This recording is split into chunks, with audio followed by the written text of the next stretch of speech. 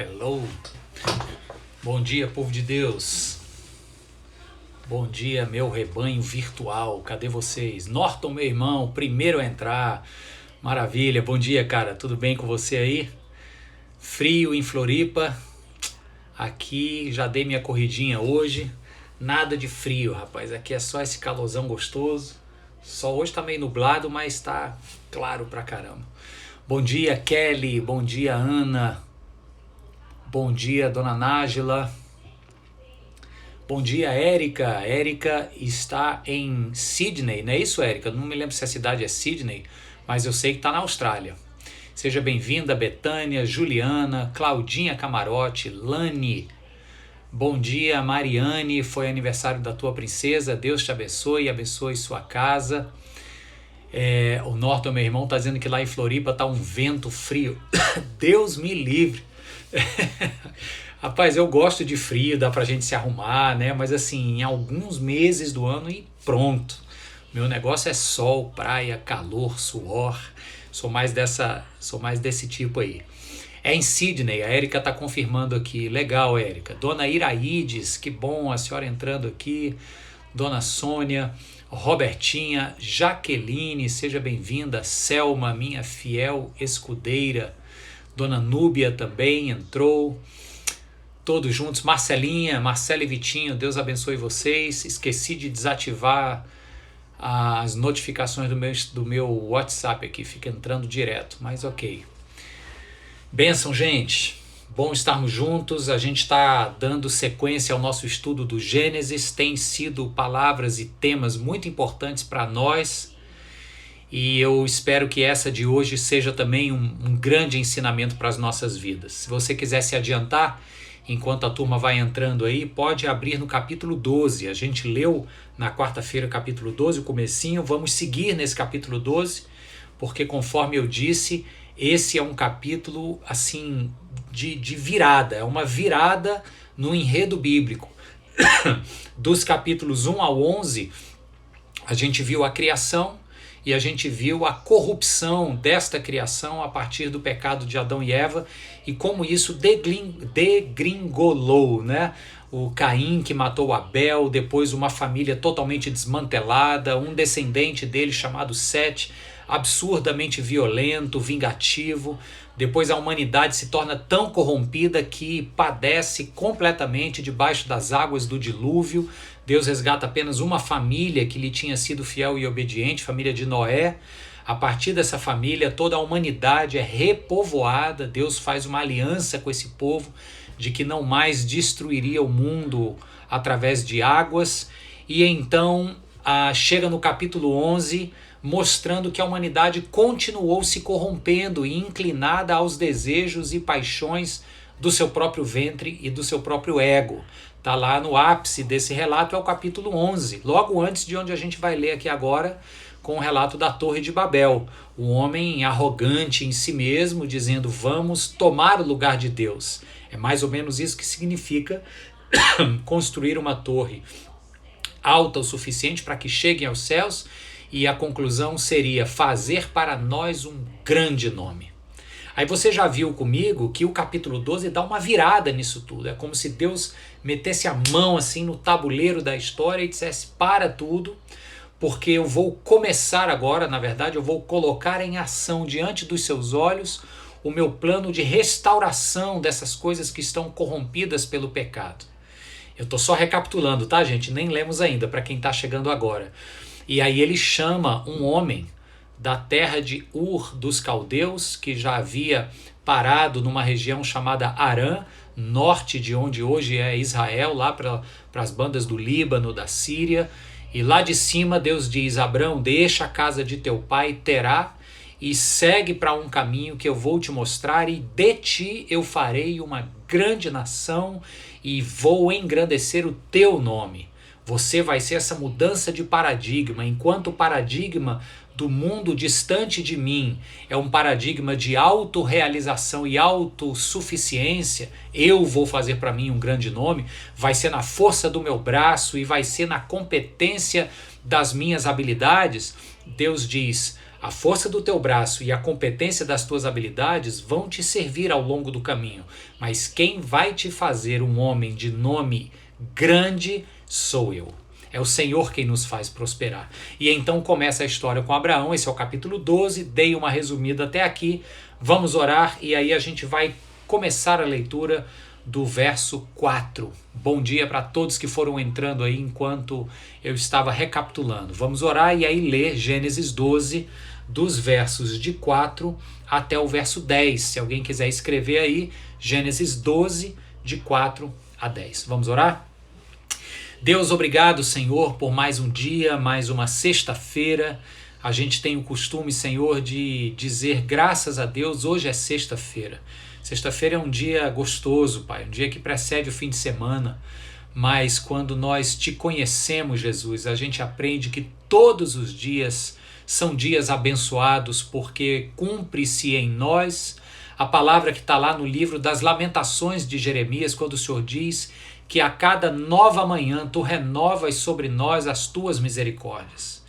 E é na manhã de segunda a segunda-feira, Deus, não é só na sexta-feira.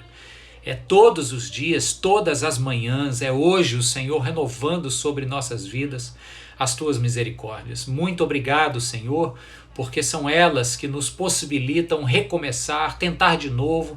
Temos um dia pela frente agora, meu Deus, para caminhar contigo e fazer o teu querer. Louvamos o teu nome e pedimos a tua direção no nome de Jesus. Amém. Amém, gente? Glória a Deus. Então vamos lá. Vou ler Gênesis 12, do capítulo 12, do verso 4 ao verso 10, diz assim: Partiu Abrão, ele ainda não tinha o nome mudado para Abraão, partiu Abrão como lhe ordenara o Senhor, e Ló foi com ele. Abrão tinha 75 anos quando saiu de Harã. Levou sua mulher Sarai, seu sobrinho Ló, todos os bens que haviam acumulado e os seus servos comprados em Harã. Partiam para a terra de Canaã e lá chegaram. Abrão atravessou a terra até o lugar do carvalho de Moré, na cidade de Siquém. Hoje Siquém é a cidade de autoridade palestina lá em Israel chamada Nablus.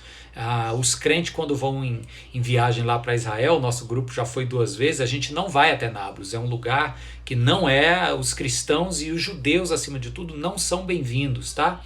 Mas fica distante, a gente não chega nem a visitar. Mas essa região aqui, o Carvalho de Moré, um lugar chamado Sichem ou Siquém. Os judeus até hoje chamam de Siquém. Naquela época, os cananeus habitavam essa terra. O Senhor apareceu a Abrão e disse: Para a sua descendência eu darei esta terra. Abrão constituiu ali um altar dedicado ao Senhor que lhe havia aparecido.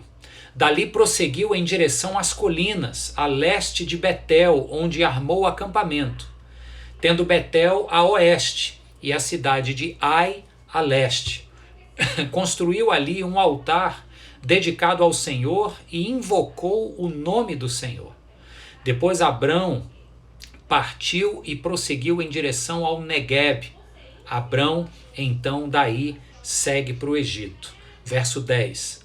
Houve fome naquela terra, e Abrão desceu ao Egito para ali viver algum tempo, pois a fome era rigorosa. Vou parar aqui. Aqui já tem uma lição que eu costumo dizer que a Bíblia é cheia de oportunidades nas suas muitas narrativas para a gente refletir sobre esta mesma lição que está aqui nesse texto. Então, vamos voltar lá para o início, verso 4, e vamos considerar alguns pontos importantes para a gente extrair qual que é essa lição. Hoje é um tema, hoje nós vamos pegar uma lição, ok? Primeiro, o verso 4 começa dizendo assim, ó, partiu Abrão. Aqui já traz para a gente uma verdade, uma afirmação importantíssima. O que Deus havia feito nos primeiros 3 versos que a gente leu na quarta-feira? Deus havia chamado Abrão. Disse para Abrão assim, ó, sai da casa dos teus pais, do meio da tua parentela e vai para o lugar que eu te mostrarei. Um chamado que foi assim, no mínimo, desafiador para Abrão. Gente, vamos pensar o seguinte. Abrão veio com seu pai, Terá, e seus irmãos e as esposas dos irmãos, um acabou morrendo pelo caminho, o Harã. Abrão veio de uma região chamada Ur, dos caldeus, onde hoje é o Iraque, onde no relato bíblico foi a Babilônia, ok? Abrão veio daquela região. Não existem relatos que naquela região já se conhecia o Deus Yahvé, este Deus que se revela para Abrão aqui e que para ele faz uma promessa. Então, quando Abrão ouve a voz desse Deus, no primeiro verso do capítulo 12, dizendo assim: o Senhor disse a Abrão. Se você reparar na sua Bíblia, a palavra Senhor, ela está diferente das outras palavras, a grafia dela, ao invés de ser em letras minúsculas, ela está em letras maiúsculas, todas, né? E isso significa que quando está traduzido em letras maiúsculas a palavra Senhor, é porque esta grafia indica que não é a palavra hebraica Elohim, que é uma palavra genérica para Deus, é a palavra hebraica Yahvé, que é 4 consoantes do hebraico, que a gente supõe que a pronúncia seja Yahvé, Yahweh, ou alguma coisa assim, mas são consoantes aspiraladas, então quando se pronuncia você coloca o ar para fora, ou seja, o simples fato de pronunciar o nome de Deus, você expira vida, você diz assim: eu vivo porque este Deus a quem eu pronuncio me concede o ar que agora eu estou expirando. É bonito essa compreensão do nome de Deus. Este nome, Yahvé, ele é traduzido e grafado pela palavra Senhor em letras maiúsculas. Então aqui, o Deus Yahvé, o Deus que se tornaria o Deus nacional de Israel, este Deus se revela para Abrão e fala para ele o seguinte: olha, eu vou fazer de você um grande povo, mas antes você tem que sair da casa de seu pai e ir para onde eu estou te mostrando. Deus não dá nem garantias. O Deus Yahvé, aqui, ele nem diz assim: ó, você vai ali para Canaã, porque ali eu já reservei um pedaço de chão para você. Ele nem diz onde é. Ele diz assim: ó, vai para o lugar que eu estou chamando. Então, volto com você a atenção para o verso 4, que foi o primeiro verso do que nós lemos aqui. Quando o texto começa dizendo partiu Abrão, você já há de concordar comigo o seguinte, que esse camarada aqui creu e foi obediente àquilo em que creu. E isso se chama fé. Porque veja, fé não é apenas crer. Fé é tomar alguma atitude a partir daquilo que você crê. É uma interação com a crença. Veja, lá na carta de Tiago, nós estudamos isso, diz que crer por crer, até o diabo crê na existência de Deus e treme por isso. Então, fé não é apenas uma crença. Fé é quando aquela crença que eu tenho se torna concreta e se transforma em uma atitude no meu dia a dia. Por exemplo, oração é um gesto de fé. Por quê? Porque você crê que existe um Deus que te ouve. E aí, porque você crê nisso, você fecha os seus olhos, se concentra e você fala com ele como se ele aqui estivesse. E está mesmo. Então, isso é fé. Por isso, Abraão é chamado pai da fé. A carta aos Hebreus vai falar exaustivamente sobre como Abraão foi esse exemplo maior de fé. Por quê? Porque ele não apenas creu que quem falava com ele era o Deus soberano, criador dos céus e da terra. Ele agiu a partir da crença que teve. E está aqui no início do verso 4. Ele obedeceu. A atitude de obediência àquilo que cremos ser a vontade de Deus é um passo de fé. Então, uma primeira chamada desse texto para nós, veja, eu falei para você que nós temos uma única lição, e eu já vou traduzir essa lição para você, mas para construir essa lição eu tenho alguns princípios acessórios, e o primeiro princípio acessório é o princípio da obediência. É esta fé que me leva a obedecer, mesmo sem as garantias de saber onde é que Deus estava chamando ele, como será essa história de fazer o nome de Abrão um grande nome, de dar a ele prosperidade de família, vai ter uma grande nação a partir de você. Então, esta obediência que não precisou de dados concretos e garantias registradas em cartório. Esta obediência é o que Deus espera de nós. E por que isso? É uma obediência cega? Não. É uma obediência lastreada, ou seja, fundamentada na compreensão que nós temos que Deus é amor e nos ama. Então, olha, junta tudo aqui agora e olha que lindo. Porque eu sei que este Deus em quem eu creio se define em essência como amor. Não há sombra de variação nesse Deus. Ele não me ama hoje e deixa de amar amanhã. Não há sombra de variação. Este Deus que se define como amor diz que me ama. E porque ele me ama, ele me diz por onde seguir, o que fazer e o que não fazer. O que ele espera de mim? Obediência. Mas e quando eu não souber direito, quando eu não tiver garantias de que vai dar certo, ou para onde devo ir, ou como vou fazer, e quando obedecer a Deus implicar em algum tipo de prejuízo, o que eu faço? Obedeço. Por quê? Porque eu estou cego, bitolado, fanático na religião? Não.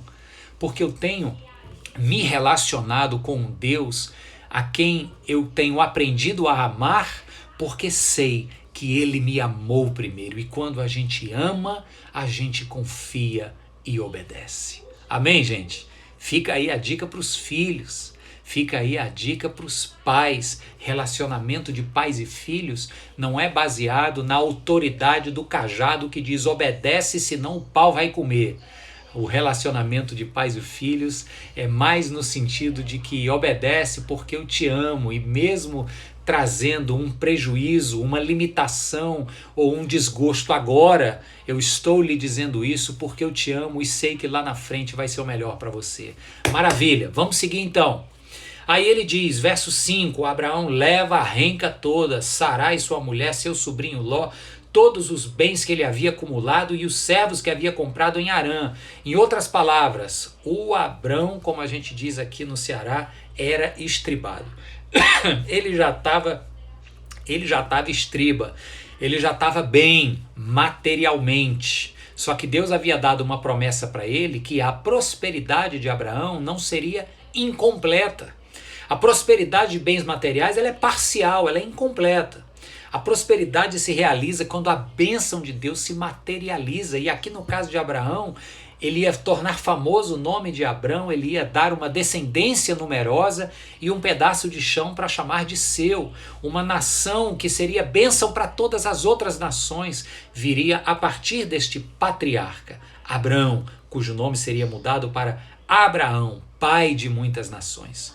Então ele segue e diz aqui no verso 6, e agora a gente começa a traduzir a mensagem que Deus tem para nós esta manhã. Presta muita atenção aqui agora. Diante desta obediência deste homem, que traduziu aquilo que cria em atitudes de obediência, e a isso se deu o nome de fé. Este homem que tinha bens materiais, em tese, ele nem precisaria mais de Deus. Você sabe aquela história de gente que se agarra com Deus quando está na pendenga financeira e dizendo, Deus, pelo amor de Deus, me socorre. Isso é uma mentalidade muito curta dos nossos dias, que acha que Deus é só um resolvedor de problemas. Aqui no Ceará tem uma figura interessante, na década de 90, eu me lembro que era o Doutor Resolve. O Doutor Resolve resolvia qualquer tipo de pepino, Serasa,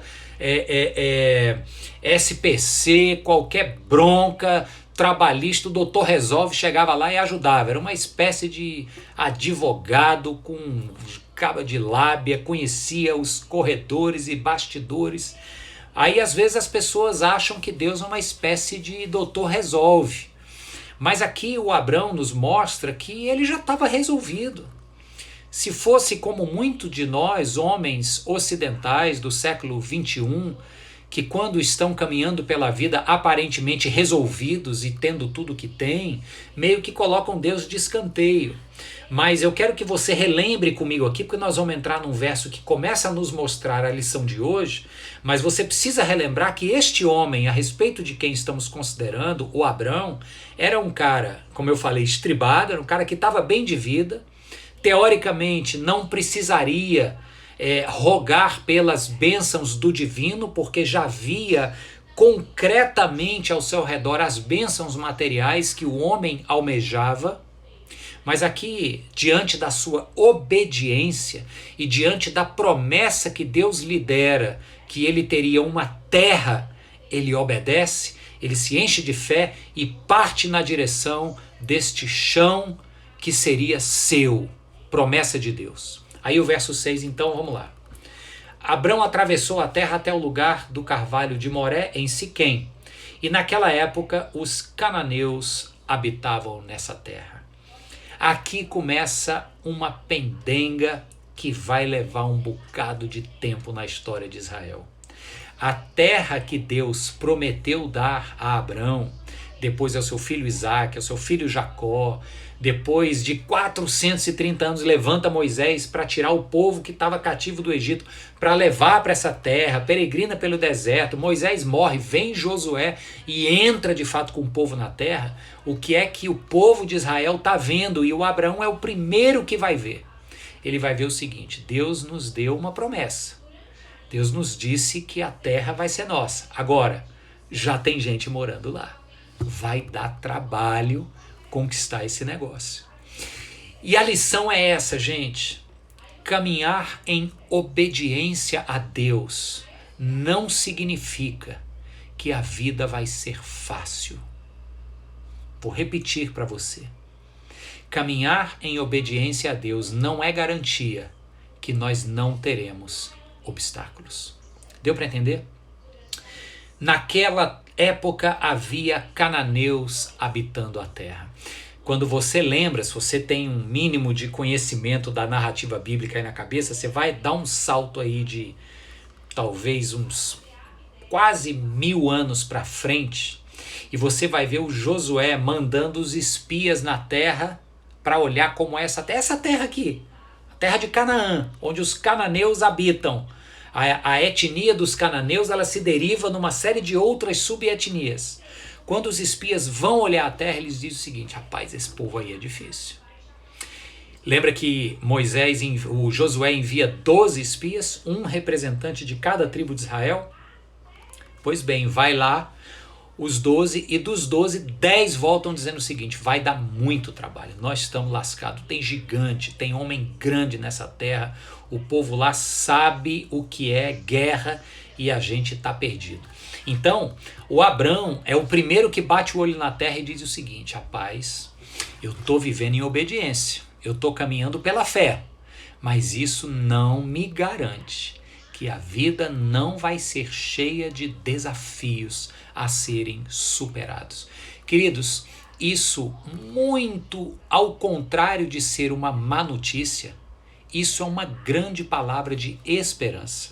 Sabe por quê? Porque se a vida não tivesse desafios a serem superados, ela não só seria muito monótona, muito plana, muito sem graça, como ela não nos traria riquíssimas oportunidades de crescimento, de situações que nos forçam a nos reinventar, a responder com coragem, com determinação e com confiança no Deus em quem cremos, e chegar diante dos gigantes da caminhada, dos habitantes da terra de Canaã, que eu vou ter que conquistar para me apossar da promessa de Deus. Esse tipo de dificuldade me força a sair da zona de conforto e dizer: meu Deus, a vida me colocou nesse contexto aqui agora e eu vou ter que responder a este contexto, essa dificuldade.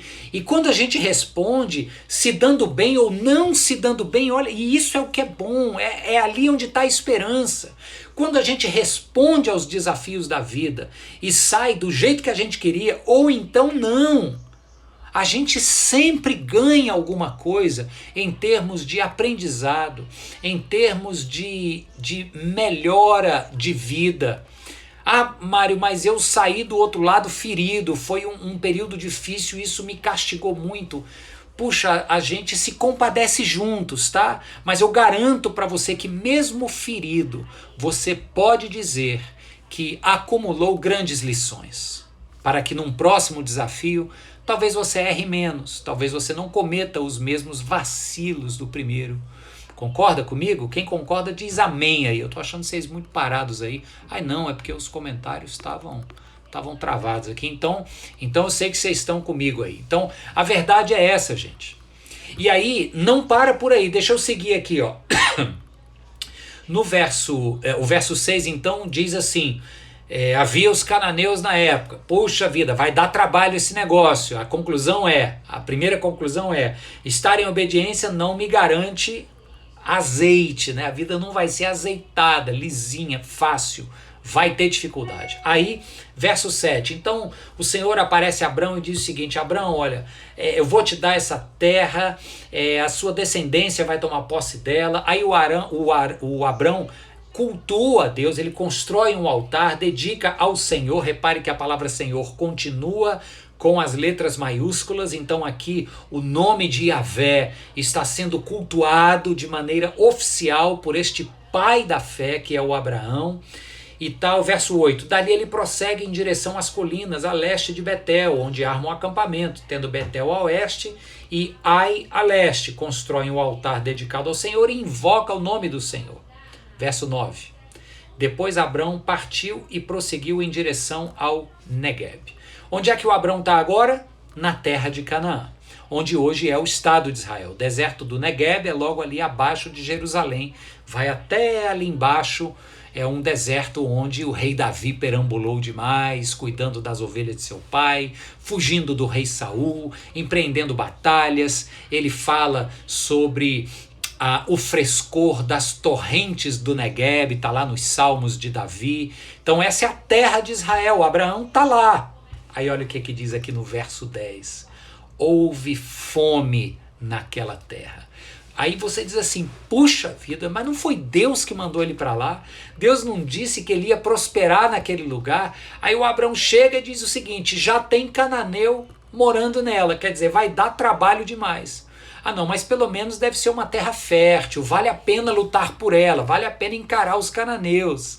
É promessa de Deus, é porque a terra deve ser muito boa. Aí o Abrão peregrina mais um pouquinho, chega na região do Negueb, que é hoje a parte mais sul de Israel, e o que acontece? Verso 10, houve fome. Fome é fruto de uma seca, o gado morre, a plantação seca, não tem comida, não tem água, não dá para viver. Sociedade na época era uma sociedade agrária, dependia exclusivamente do fruto da terra. Tanto é que o verso 10 continua dizendo que o Abraão tem que descer para o Egito. Tem aí mais uns 20 dias de viagem pela frente, peregrinando numa terra seca. E eu faço ideia da cabeça do Abrão dizendo o seguinte: peraí, o Egito eu sei onde é, o Egito é um lugar que já está dominado. O que Deus disse que ia me dar era essa terra aqui. Só que além de ter gigante, tem sequidão, não tem comida, não tem água. Mais um reforço da mesma lição que nós estamos aprendendo aqui hoje, gente. Obedecer a Deus e seguir os seus caminhos não nos dá a garantia de que não teremos dificuldades e não passaremos por situações de escassez, de sequidão, de dureza. Essa é uma mensagem, repito, de esperança, não de pessimismo. Ela é um realismo esperançoso. Sabe aquela história de dizer você é pessimista ou otimista? Você acha que tudo vai voltar ao normal depois da pandemia ou tudo vai piorar, né? O pessimista ou otimista? Eu gosto sempre dessa expressão que, se não me falha a memória, foi o Ariano Suassuna que falou em algum lugar aí. Ele disse: eu não sou nem otimista nem pessimista. Eu sou um realista esperançoso. Achei bonito isso. Isso traduz um pouco dessa disposição de todos os filhos e filhas de Deus que querem seguir no caminho que Deus tem para nós. A gente lê a palavra dele, a gente entende os caminhos do Senhor e o recurso que o Senhor me dá para tomar decisões dentro dos seus caminhos, tá? Isso é muito importante. Porque a gente não simplesmente recebe uma voz do céu, como Abrão recebeu aqui, dizendo que caminho seguir. Né? Muitas pessoas chegam e dizem assim: mas Mário, ok, o Abrão sabia que era por aqui, não por ali, mas e eu? Como é que eu ouço essa voz de Deus? Bem, Deus pode falar com você como ele falou com Abrão, mas a regra é aqui, ó. A regra é aqui, ó. A gente lê a palavra dele, a gente encharca a cabeça dessa palavra, a gente deixa isso aqui se tornar o que eu gosto sempre de dizer, as lentes através das quais eu enxergo o mundo. E quando isso aqui está no meu coração e na minha mente, eu começo a discernir os caminhos. Pois bem, uma vez discernindo o querer e a vontade de Deus para mim, eu sigo nesse querer. Agora, eu sigo com um realismo esperançoso, porque eu sei que ao longo desse caminho terão gigantes, terão muralhas aparentemente intransponíveis, como eram as muralhas de Jericó. Terão dificuldades em que eu vou querer talvez jogar a toalha e dizer, Deus, não dá mais, está difícil. Sabe? Vão ter momentos de perdas. A semana passada, gente, eu fui fazer o sepultamento de um senhor muito querido, amigo, próximo, familiar de gente que me é muito próxima. E na semana anterior, eu estava também sepultando a esposa dele. Então, assim, a vida é cheia dessas ingratas surpresas. A gente perde gente querida, a gente perde investimentos que fez, a gente se decepciona com pessoas em quem confiou. A gente encara a dureza da nossa limitação física e fica doente. A gente se lembra, como eu vou fazer 45 anos esse ano e assim, é provável que eu não dobre mais o meu tempo de vida. Quer dizer, eu estou aqui chegando na minha metade zona aí, com boas expectativas, eu chego a 90 anos. Então, todas essas reflexões, elas chamam a gente para uma realidade de que assim, a vida não é fácil. E não nos dá garantia alguma que teremos um caminho azeitado, liso, sem maiores ondulações. Concorda comigo?